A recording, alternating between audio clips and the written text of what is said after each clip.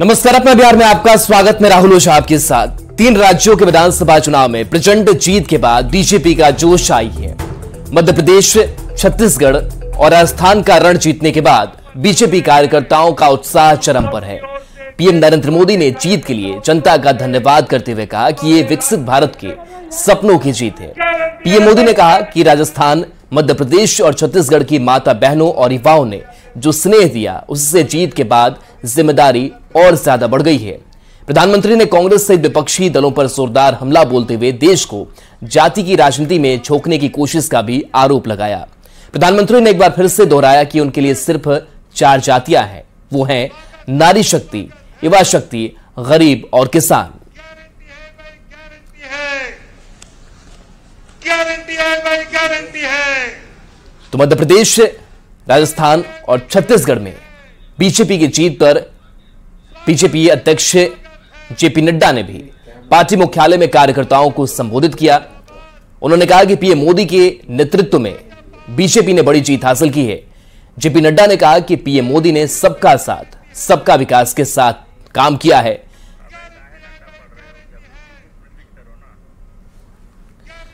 PM Modi है तो मुमकिन है। तो ये तस्वीर वैसे हम आपको दिखा रहे हैं, जहां पर इस जश्न में प्रधानमंत्री नरेंद्र मोदी शामिल हुए हैं और उन्होंने कहा कि जो 2024 में भी जीत की जो हैट्रिक है वो लगेगी, और ये लोग कह भी रहे हैं और संकेत भी ऐसे ही इस विधानसभा चुनाव की जो हैट्रिक जीत हुई है उससे लगाया जा रहा है।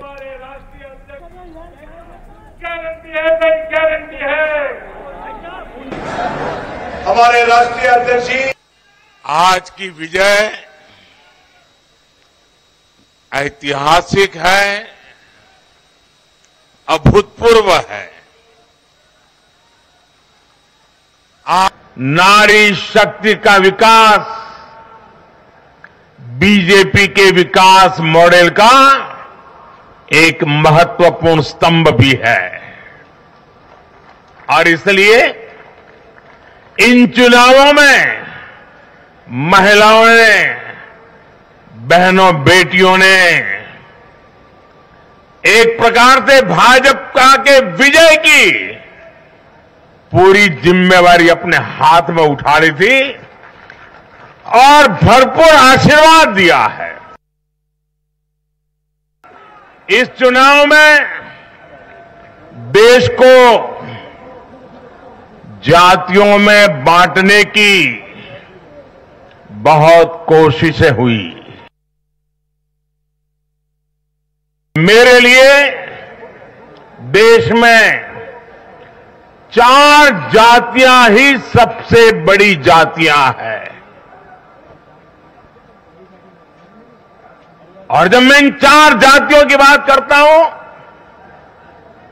हमारी नारी शक्ति, हमारी युवा शक्ति, हमारे किसान और हमारे गरीब परिवार, इन 4 जातियों को सशक्त करने से ही देश सशक्त होने वाला है।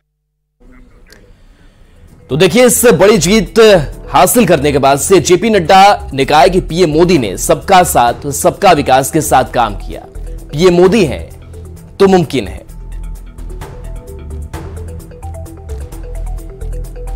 तो ये जश्न की तस्वीर है और जेपी नड्डा उत्साह से भरे हुए हैं। पूरा बीजेपी नेतृत्व उत्साह से भरा हुआ है इन विधानसभा चुनाव के परिणामों के बाद से, और एक बार फिर से जेपी नड्डा ने इस बात को दोहराया है कि पीएम मोदी हैं तो मुमकिन है। भगीरथ जी और उनकी टीम से आग्रह है कुर्सियों का। इस बात को भी स्पष्ट इंगित करता है कि देश में अगर किसी की गारंटी है तो एक ही गारंटी है, वो मोदी जी की गारंटी है।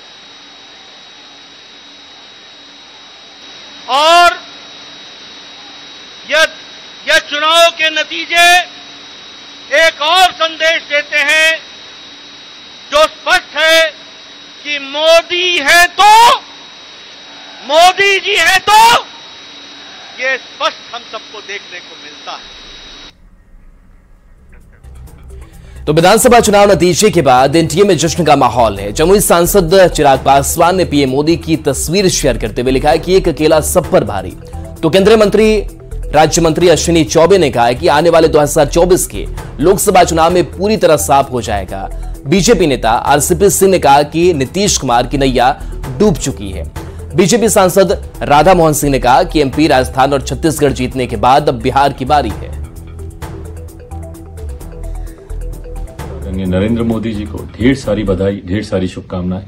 यकीनन ये हमारे प्रधानमंत्री जी के कुशल नेतृत्व का, भारतीय जनता पार्टी के राष्ट्रीय अध्यक्ष, हमारे केंद्रीय गृह मंत्री आदरणीय अमित शाह जी और इन विभिन्न राज्यों में जहां जहां पे भी भारतीय जनता पार्टी की जीत हुई, साथ ही में जो विपक्षी दलों का गठबंधन जो अपनी एकता दिखाने का प्रयास कर रहा था, उनकी दलित विरोधी सोच, उनकी महिला विरोधी सोच और उनकी सनातन विरोधी सोच को भी कहीं ना कहीं इन राज्यों की जनता ने जवाब देने का काम किया। सनातन का श्राप इंडी गठबंधन को लगा है। सेमीफाइनल में हाफ हो गए हैं। 2024 के फाइनल में बड़ी गठबंधन, इंडी गठबंधन जो है ये साफ हो जाएगी। आदरणीय प्रधानमंत्री जी का बारंबार हृदय से बधाई देता हूं। स्थिति ये है कि बिहार में मैंने पहले भी कहा है कि जनता दल यू पार्टी की नैया डूब चुकी है। और देखिए, समझिए, नीतीश बाबू जब एनडीए में थे, नीतीश बाबू के साथ हम लोग थे, तो नीतीश बाबू का स्वास्थ्य भी अच्छा था, काम भी बढ़िया कर रहे थे। और जब से हम लोग छोड़े हैं और जिस तरह के लोग उनको घेरे हुए हैं, उनकी तबीयत भी ठीक नहीं रहती है और बिहार काम के मामले में सटी हो गया है। मध्य प्रदेश एवं छत्तीसगढ़ में जो इतना भारी बहुमत भाजपा को मिला है कि अब ये सिद्ध हो चुका कि देश के अंदर जो गरीब हैं, जो युवा हैं, जो महिला और किसान हैं, जो चार जाति है, ये आज मोदी के पीछे खड़ा है। राजस्थान, मध्य प्रदेश और छत्तीसगढ़ की जीत हमारी है और अब बिहार की बारी है। मध्य प्रदेश, राजस्थान, छत्तीसगढ़ में बीजेपी की जीत के बाद बिहार की सियासत गर्म है। महागठबंधन बैकफुट पर दिख रही है तो बीजेपी का जोश आई है। चुनाव परिणाम आए हैं, जनादेश का हम सम्मान करते हैं, लेकिन भाजपा के साथ अगर अति उत्साहित हैं कि 2024 के लोकसभा के चुनाव में उनकी जीत होनी है, तो वो मुगालते में इंडिया गठबंधन मजबूती के साथ चुनाव लड़ेगा और उनकी हार सुनिश्चित है।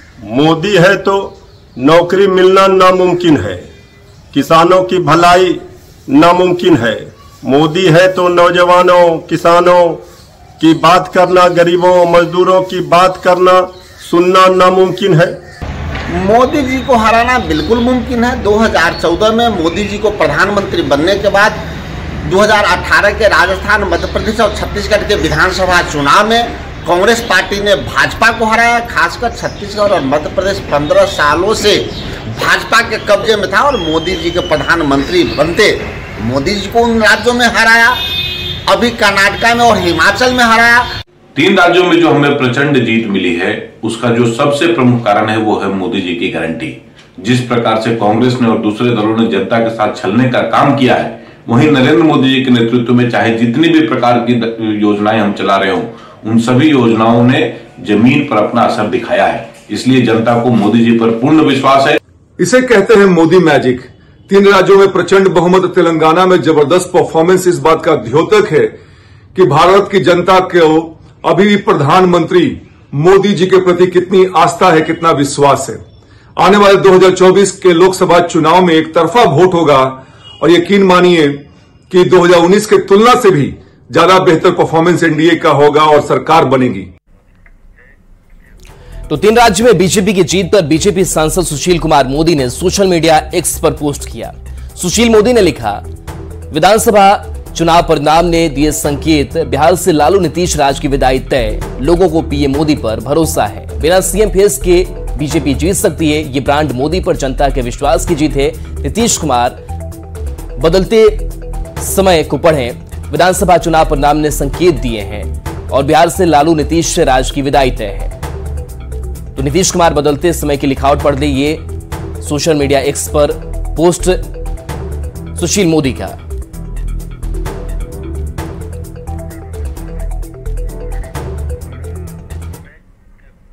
तो लोकसभा चुनाव से पहले ये मोदी की बड़ी जीत है और मोदी को हराने के लिए पूरा विपक्ष एकजुट रहा।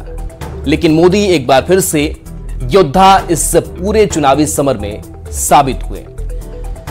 तो लोकसभा चुनाव से यह मोदी की बड़ी जीत और क्या कुछ खास इस परिणाम में सामने रहा वो समझाने की कोशिश कर रहे हैं। मोदी एक बार फिर से योद्धा साबित हुए हैं। 3 राज्यों में बीजेपी की बड़ी जीत दिलाई प्रधानमंत्री नरेंद्र मोदी ने, यानी नरेंद्र मोदी से लोहा लेना आसान नहीं दिखता। नरेंद्र मोदी सियासत के महारथी हैं और इस जीत के बाद लोकसभा चुनाव को लेकर संकेत भी साफ मिल रहे हैं। 2024 में मोदी को चुनौती देने वाला कोई नहीं है। विपक्ष के सारे हथकंडे फेल साबित हो गए। जातीय गणना का मुद्दा भी खुद साबित हुआ। कांग्रेस पार्टी ओबीसी को बड़ा मुद्दा बना रही थी। पीएम मोदी ओबीसी का बड़ा चेहरा साबित हुए। बीजेपी की इस जीत से विपक्ष के हाथ पांव फूल गए। मिशन 2024 में विपक्ष चारों खाने चित हो गया। विपक्ष का मिशन 2024 का प्लान पूरी तरीके से बिखर गया और मोदी एक बार फिर से जीत का झंडा लेकर चल पड़े हैं। बीजेपी की इस जीत ने विपक्ष को थका दिया है। मोदी से पार पाना विपक्ष के लिए आसान नहीं है। मोदी को हराना अब उनके बस का नहीं रहा।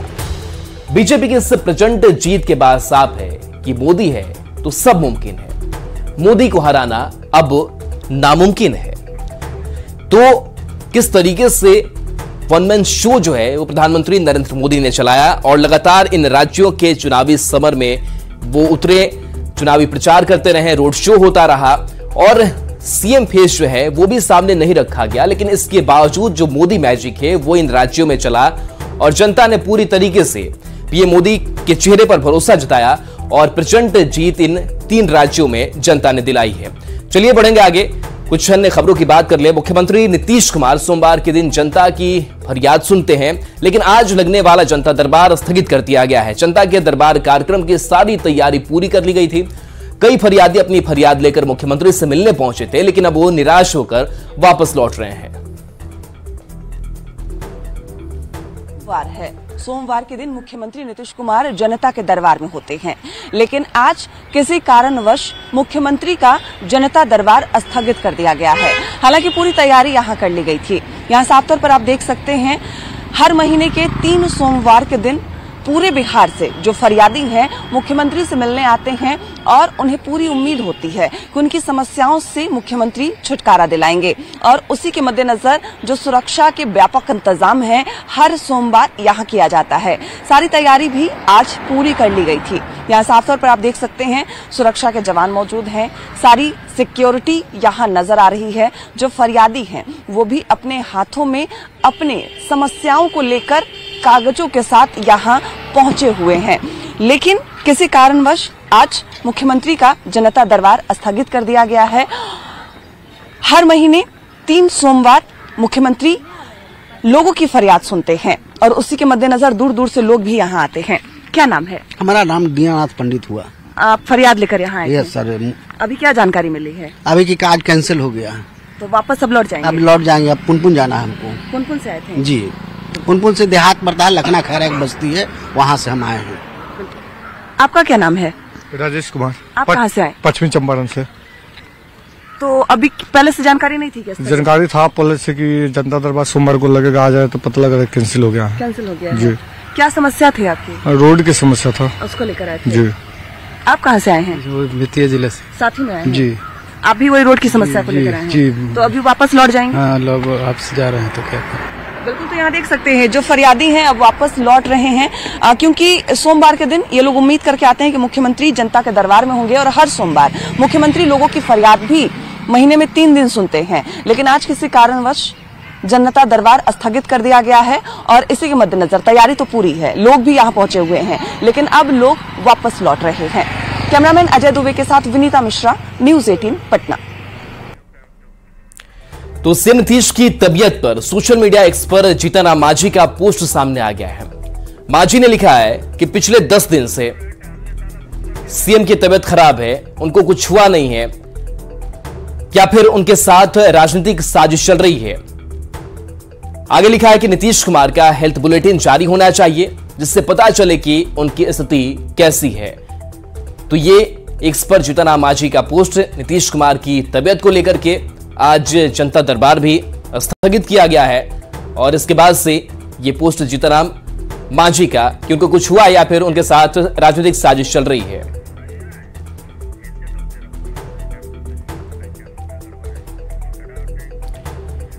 और देखिए इस बीच शिक्षक बहाली से जुड़ी बड़ी खबर बता रहे हैं जहां फेज 2 की परीक्षा को लेकर के तैयारी पूरी है। कुल 73 आवेदन आयोग को मिले हैं जिसमें 7, 14 और 15 दिसंबर को फेज 2 की परीक्षा होनी है।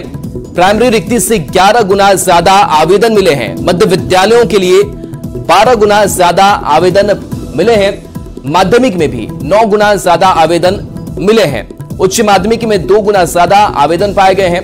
कुल 1,22,000 सीटों पर बहाली की जानी है। तो रिक्ति से कई गुना ज्यादा आवेदन आए हैं। फेज 2 की जो परीक्षा की तैयारी है वो पूरी है।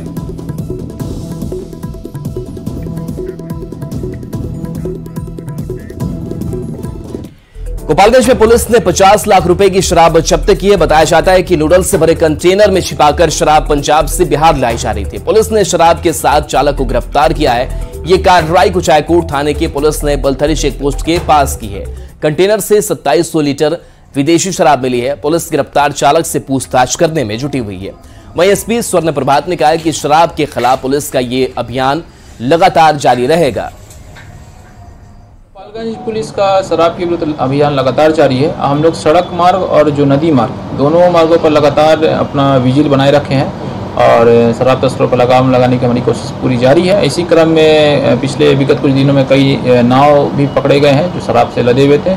कई गाड़ियां भी पकड़ी गई है और ये अभियान लगातार जारी रहेगा।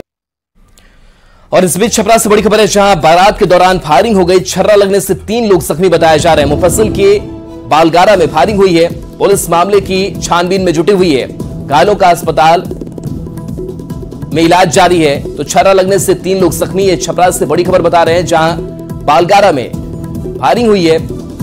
पुलिस पूरे मामले की तफ्तीश करने में जुटी हुई है। तो बारात के दौरान की गोली चली जिसमें 3 लोग जख्मी हो गए। बालगारा में फायरिंग हुई। घायलों का अस्पताल में इलाज जारी है।